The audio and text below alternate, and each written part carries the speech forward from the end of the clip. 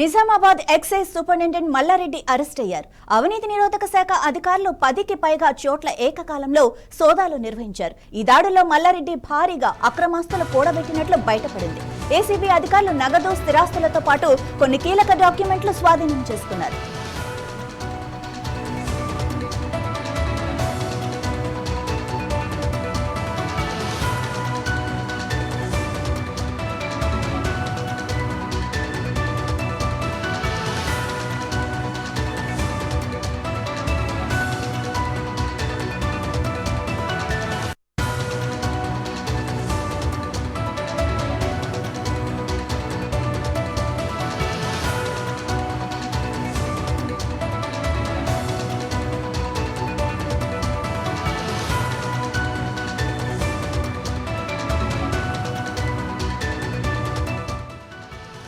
ACB బృందాలు నిజామాబాద్ తో పాటు మల్లారెడ్డికి సంబంధించిన ఇతర ప్రాంతాల్లోనూ సోదాలు చేశారు. ఈ సోదాల్లో 5 బిల్డింగ్స్, 8 ప్లాట్లు, అలాగే 10 ఎకరాలకు పైగా వ్యవసాయ భూమిని అధికారులు గుర్తించారు. వీటితో పాటు దాదాపు 3 లక్షల రూపాయల క్యాష్, బ్యాంకులో 50 లక్షల బ్యాలెన్స్ కూడా లభ్యమైంది.